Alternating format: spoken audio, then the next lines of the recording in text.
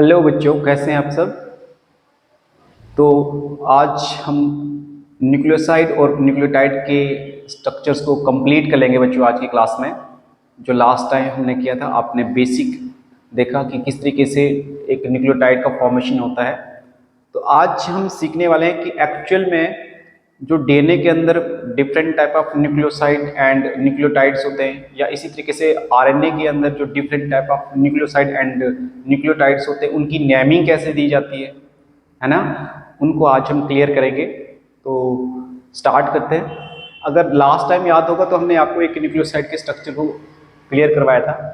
तो अगर मैं थोड़ा सा एक बार फिर से इसको रिकैप करूं, तो कल की क्लास में जैसे मैंने आपको बताया था कि मैंने यहाँ पे एज अ नाइट्रोजनस बेस कौन लिया था, एडेनिन। तो सपोज यहाँ पे आप देख रहे हैं कि मैंने दूसरा नाइट्रोजनस बेस लिया, दैट इज द यूरासिल।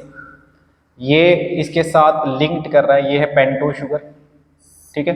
तो आपको पता है कि जब एक यूरासिल यानी कि एक नाइट्रोजनस बेस, ये नाइट्रोजनस बेस है, किसी एक पेंटोज शुगर के साथ लिंक करता है तो आपका एक न्यूक्लियोसाइड है। तो this one is the nucleoside.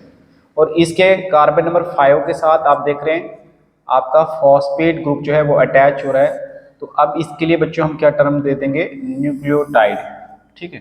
तो यानी कि nitrogenous base, pentose sugar and phosphate मिलाकर बच्चों आपका क्या बन जाता है, एक nucleotide. So this one is the structure of nucleotide. आप इस तरह भी देख सकते हैं, this one is called as the, ये सपोज मान के चलो आपका एडेनिन है, नाइट्रोजनस बेस। ठीक है। और ये पेंटोज शुगर है। और आप देख रहे हैं कि ये पेंटोज शुगर में फिर डीएनए का शुगर है या आरएनए का। तो ये डीएनए का शुगर है क्योंकि यहाँ पे 2 प्राइम पे सिर्फ H है। तो ये एक पेंटोज शुगर है जो 5 कार्बन शुगर है। और इसके कार्बन नंबर 5 प्राइम पे आप देख रहे हैं कि यहाँ पे फॉस्फेट ग्रुप है। तो ऑल ओवर अगर आप देखेंगे तो ये स्ट्रक्चर जो है यहाँ से लेकर, अगर नाइट्रोजनस बेस जब पेंटोज शुगर के साथ मिलकर बनता है उसके लिए हम टर्म यूज करते हैं एडिनोसिन। ये एक न्यूक्लियोसाइड है और इस न्यूक्लियोसाइड का नाम दे दिया एडिनोसिन। अब इसी अगर न्यूक्लियोसाइड के साथ अगर आपका फॉस्फेट ग्रुप बन जाएगा तो इसको नाम देंगे एडिनोसिन मोनोफॉस्फेट, क्योंकि भाई एडिनोसिन आपका क्या है, एक न्यूक्लियोसाइड है। तो उस न्यूक्लियोसाइड के साथ आपका कौन से नंबर कार्बन पे, 5 प्राइम कार्बन पे आपका फॉस्फेट लिंक हो रहा है, इसलिए बताइए एडिनोसिन मोनोफॉस्फेट, क्योंकि एक फॉस्फेट ग्रुप है, that's why it is called the monophosphate. तो ये एक न्यूक्लियोटाइड का स्ट्रक्चर है। आई होप यहाँ तक क्लियर हो गया। सो अब आगे हम देखेंगे कि जो डीएनए के अंदर और आरएनए के अंदर जो ये different type of nucleosides and different type of nucleotide है, तो उनकी नेमिंग कैसे की जाती है। ओके, सो मूव करते हैं नेक्स्ट पे हम। तो देखो बच्चों, इसमें एक्चुअली में क्या है कि यहाँ पे मैं different type of nucleoside and nucleotide in case of DNA और आरएनए में डिस्कस करने वाला हूँ। तो अगर आप देखोगे तो यहाँ पे names of nucleosides and nucleotide आपके दोनों ही केस में मैं जो आपके दो different type of nucleic acid है, चाहे वो आरएनए हो चाहे वो आपका डीएनए हो, तो दोनों में हम यहाँ पे डिस्कस करेंगे। पहले मैं मान के चलो आरएनए के बारे में बात करूंगा। तो आपको पता है कि आरएनए के अंदर कितने different type of nitrogenous base होते हैं, 4 होते हैं, adenine, guanine, cytosine and uracil. क्योंकि यहाँ पे थाइमिन नहीं होता, थाइमिन नाइट्रोजनस बेस आपका डीएनए में होता है। तो अगर मान के चलो अगर एडेनिन अगर आपके पेंटोज शुगर के साथ, अगर ये सारे के सारे आपके 5 कार्बन शुगर के साथ या राइबोज शुगर से कंबाइंड हो जाते हैं, तब जाके आपका जो है न्यूक्लियोसाइड का फॉर्मेशन होता है। और उस समय इन डिफरेंट न्यूक्लियोसाइड, अगर मान के चलो एडेनिन है तो अगर वो पेंटोज शुगर के साथ लिंक करेगा, यहाँ पे मान के चलो ये पेंटोज शुगर के साथ राइबोज शुगर के साथ लिंक करेगा, इस तरीके से ये भी इसके पेंटोज शुगर के साथ लिंक करेगा, इसी तरीके से ये भी पेंटोज शुगर के साथ लिंक करेगा एंड सो ऑन। तो आपके जो ये न्यूक्लियोसाइड्स के नाम क्या बन जाएंगे, इसके लिए हम नाम देंगे एडिनोसिन, गोनोसिन, साइटिडीन एंड यूरेडिन। तो ये न्यूक्लियोसाइड्स आगे आपके किसके, आरएनए के। अगर इन्हीं न्यूक्लियोसाइड के साथ मैं फिर फॉस्फेट ग्रुप को अटैच कर लूं, किसको अटैच कर लूं, फॉस्फेट ग्रुप को अटैच कर लूं, तो आपका क्या बनेगा, आपका बन जाएगा न्यूक्लियोटाइड। किसका फॉर्मेशन हो जाएगा, न्यूक्लियोटाइड का। अब उस न्यूक्लियोटाइड का क्या नाम दें, अभी मैंने लास्ट वाले जो स्ट्रक्चर में शो किया तो मैं वहां पे एडिनोसिन के साथ फॉस्फेट जोड़ रहा था, तो उस न्यूक्लियोसाइड का नाम बन जाएगा एडिनोसिन 5 प्राइम मोनोफॉस्फेट, या इसको शॉर्ट में हम, इसका जो शॉर्ट फॉर्म है AMP, एडिनोसिन मोनोफॉस्फेट। इसी तरीके से अगर इसके साथ फॉस्फेट लिंक्ड होगा इस न्यूक्लियोसाइड के साथ, गोनोसिन 5 प्राइम मोनोफॉस्फेट GMP, इसके लिए क्या नाम देंगे? अगर साइटिडीन एज अ न्यूक्लियोसाइड है, अगर उसके साथ फॉस्फेट लिंक्ड होगा, साइटिडीन 5 प्राइम मोनोफॉस्फेट, जो शॉर्ट में बताएंगे CMP। इसी तरीके से अगर यहाँ पे यूरिडीन के साथ फॉस्फेट अटैच हो रहा तो उस वाले केस में ये जो न्यूक्लियोटाइड का नाम हो जाएगा uridine 5 prime monophosphate, that is UMP। So these are the 4 different type of nucleotides which are found in case of where RNA। ये आपके जो 4 different type of nucleotides हैं, they are found in case of the where RNA। ठीक है, बस आपको क्या याद रखना है कि अब अगर मैं DNA की बात करूं तो DNA के केस में अगर आप देखोगे तो यहाँ पे भी एडेनिन है, गुआनिन है, साइटोसिन है, थाइमिन है। सिर्फ एक डिफरेंस मैंने पहले ही आपको बताया कि यूरासिल की जगह यहाँ पे क्या है? थाइमिन। यहाँ पे यूरासिल नहीं होगा। बस आपको क्या करना है कि जैसे एडिनोसिन है तो यहाँ पे भी एडिनोसिन, गोनोसिन, साइटिडीन एंड थाइमिडीन। लेकिन क्योंकि डीएनए की बात की जा रही है तो बस इनके पीछे आपको डीऑक्सी वर्ड यूज करते जाना है। Deoxy deoxy deoxy adenosine, deoxy गोनोसिन, ऐसे ऐसे आप यूज कर सकते हैं वर्ड। बस यहाँ पे भी सेम ऐसा ही रहेगा। अगर मान के चलो अब इनके साथ अगर फॉस्फेट ग्रुप अटैच है तो आपका न्यूक्लियोटाइड बन जाएगा, क्योंकि ये न्यूक्लियोसाइड है, दीज आर द न्यूक्लियोसाइड्स। ठीक है, तो अगर न्यूक्लियोसाइड के साथ अगर फॉस्फेट ग्रुप लिंक हो जाता है तो आपका न्यूक्लियोटाइड बन जाएगा। बस आपको यहाँ पे बस वही कि डीऑक्सी वर्ड यूज करते जाना है। और ये बच्चों डीऑक्सी वर्ड हम इसलिए यूज कर रहे हैं कि आपने देखा था कि डीएनए के स्ट्रक्चर में जो आपका पेंटो शुगर था वहां पे कार्बन नंबर 2 पे आपका क्या एब्सेंट था? ऑक्सीजन एब्सेंट था। वहां पे सिर्फ हाइड्रोजन था और उस ऑक्सीजन के एब्सेंट होने के कारण हम यहाँ पे जो एक्चुअल में वर्ड यूज करें दैट निकाला था डीऑक्सी। तो आप देख रहे हैं कि हम आरएनए के केस में डीऑक्सी वर्ड यूज नहीं करते, हम डीएनए के केस में इसलिए यूज कर रहे हैं, ये है आपका पेंटो शुगर पे कार्बन नंबर 2 पे जो आपका फंक्शनल ग्रुप OH ना होने की वजह से सिर्फ हाइड्रोजन होगा। तो इसी तरीके से अगर इनकी शॉर्ट फॉर्म देखोगे तो यहाँ पे जैसे AMP है, यहाँ पे भी AMP होगा, GMP, CMP, TMP, लेकिन यहाँ पे डीऑक्सी के लिए आप स्मॉल लेटर यूज करोगे, स्मॉल डी। स्मॉल डी कहने का मतलब होता है deoxy. So these are the different type of nucleosides and nucleotides in case of the DNA and RNA। तो आप देखेंगे जिस तरीके से RNA के केस में 4 different type of nucleotides है, in the same way आपके DNA के स्ट्रक्चर में भी 4 different type of आपके क्या है? न्यूक्लियोटाइड्स हैं। ठीक है, तो आई होप यहाँ तक क्लियर हो गया। तो अब हम थोड़ा सा आगे मूव करेंगे। इसमें अब हमें थोड़ा सा आपके एनसीईआरटी बेस्ड जितनी भी डायग्राम्स हैं इन नाइट्रोजनस बेस के बेस पे मैं उनको भी क्लियर करा लूँगा, क्योंकि ये मैं जो डायग्राम्स लिए हूँ, जो जितने भी स्ट्रक्चर्स हैं ये आपके एनसीईआरटी बुक से लिए क्लास 11th के।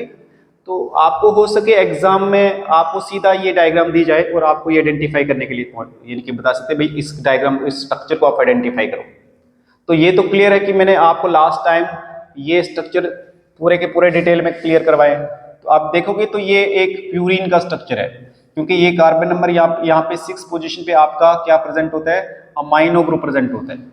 ठीक है, तो हम बता सकते हैं कि ये प्यूरिन का डेरिवेटिव, और प्यूरिन का कौन सी डेरिवेटिव? एडेनिन। इसका नाम बताया था मैंने 6 अमाइनो प्यूरिन, क्योंकि 6 नंबर पे आपका अमाइनो ग्रुप था। सो this one is the structure of what? Adenine. अब कॉमन सेंस से देखो, मैंने स्ट्रक्चर को थोड़ा डिटेल में जब मैं आपके साथ स्ट्रक्चर को एक्सप्लेन करा था तो मैंने स्ट्रक्चर को थोड़ा सा एक्सप्लेन करके किया। लेकिन अगर आप एनसीईआरटी पे देखोगे तो जो यहाँ पे सपोज ये एक न्यूक्लियोसाइड है, एडिनोसिन क्या है अभी हमने क्लियर करवाया, एक न्यूक्लियोसाइड है, इट इज अ न्यूक्लियोसाइड। और अगर आप देखोगे तो न्यूक्लियोसाइड में क्या होता है? जब एक नाइट्रोजनस बेस, तो आप यहाँ पे देखो नाइट्रोजनस बेस को सीधा ही नाइट्रोजनस बेस का ही नाम दे दिया एडेनिन। यहाँ पे उसका स्ट्रक्चर शो नहीं किया, ये इसका स्ट्रक्चर नहीं शो किया यहाँ पे। तो आप देख रहे हैं कि एडेनिन यहाँ पे पेंटो शुगर के साथ कंबाइंड होके आपका स्ट्रक्चर जो डेवलप कर रहा है वो एक न्यूक्लियोसाइड का फॉर्मेशन होता है, इसको बताएंगे एडिनोसिन। ठीक है, और इसी तरीके से अगर मान के चलो अब इस एडिनोसिन के साथ इसके 5 प्राइम कार्बन पे आपका फॉस्फेट लिंक्ड हो जाए। अब देख रहे हैं वही adenine, this one adenine, this one is the pento sugar, और इसके 5 प्राइम पे आप देख रहे हैं कि यहाँ पे फॉस्फेट ग्रुप है। तो आपका जो स्ट्रक्चर बन गया ये न्यूक्लियोसाइड था, तो न्यूक्लियोसाइड के 5 प्राइम पे कौन अटैच हुआ?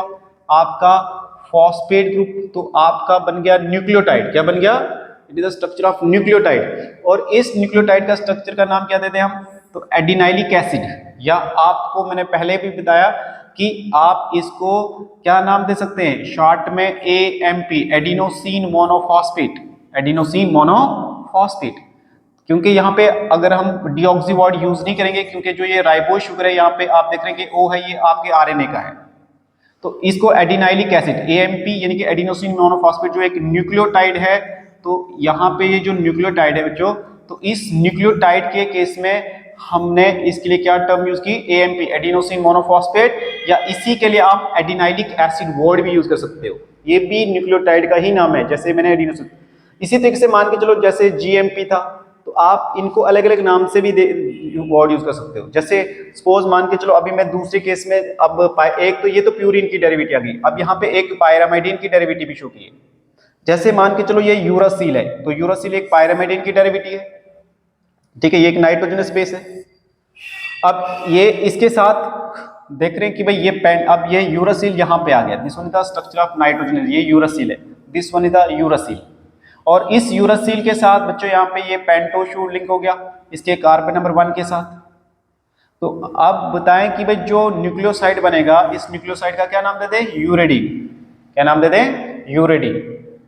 तो अब इसी तरीके से मान के चलो अगर आप इसके 5 प्राइम पे फॉस्फेट लिंक करोगे, तो आपका जो नेक्स्ट स्ट्रक्चर बनेगा वो आपका न्यूक्लियोटाइड का स्ट्रक्चर बनेगा, और उस न्यूक्लियोटाइड का नाम क्या देंगे, UMP, या यूरिडाइलिक एसिड भी इसके लिए टर्म यूज की सकती है। तो आपका जो स्ट्रक्चर बनेगा बस यानी कि आपने यहाँ पे इसके कार्बन नंबर 5 पे क्या अटैच करना है, क्योंकि यहाँ पे आपने देखा था कि डिहाइड्रेशन रिएक्शन होती है, तो यहाँ पे क्या होगा कि ये जब H यहाँ से निकल जाएगा तो यहाँ पे इसके साथ फॉस्फेट लिंक हो जाएगा, और जब फॉस्फेट लिंक्ड हो जाएगा तो आपका जो स्ट्रक्चर डेवलप हो जाएगा that is called as the nucleotide. और इस न्यूक्लियोटाइड का क्या नाम देते हैं यहाँ पे हम, UMP। अब यहाँ पे इन्होंने एक्चुअली में स्ट्रक्चर नहीं दिया है, बट एक्चुअली में ये न्यूक्लियोटाइड का नाम क्या हो जाएगा, UMP। So these are the diagrammatical representation of small molecular weight organic compound in living tissue. और ये आपका जो मैं अभी शो कर रहा हूँ, क्योंकि मैं ये सब कुछ डिटेल में आपको बता चुका हूँ, बट क्योंकि आपके जो कम्पिटिटिव एग्जाम्स में कभी कभी NCERT का ही जो है डायग्राम और स्ट्रक्चर जो है वो आपसे पूछ लेते हैं, इसलिए NCERT के कुछ मैं स्ट्रक्चर्स आपके साथ शो कर रहा हूँ जो ऑलरेडी आपको मैं डिस्कस कर चुका हूँ, ठीक है।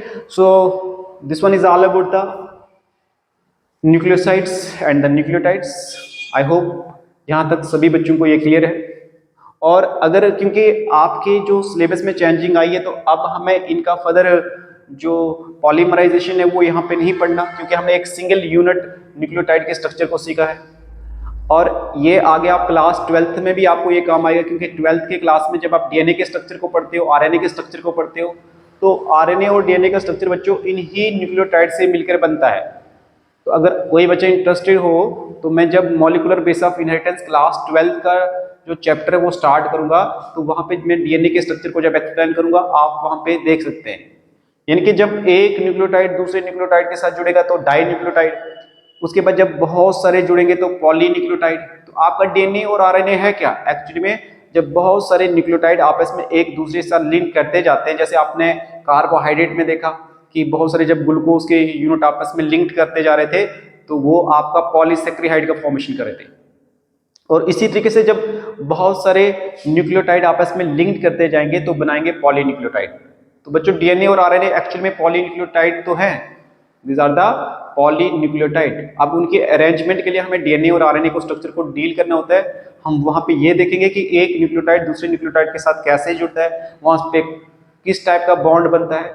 तो वो मैं आपको जब molecular basis of inheritance class 12th की बायोलॉजी का चैप्टर स्टार्ट करूंगा, जहां पे हमें DNA के स्ट्रक्चर को डील करना है, RNA के स्ट्रक्चर को डील करना है, आप वहां पे जरूर उसको वॉच करें। विद इन डेज में मैं वो वीडियो अपलोड कर लूंगा, ताकि इससे आपका कोई भी कंसेप्ट जो है ना रहे, कोई भी जो है इसके रिलेटेड प्रॉब्लम ना आए, ठीक है। तो चलो मिलते हैं नेक्स्ट वीडियो में, तब तक के लिए बाय, टेक केयर।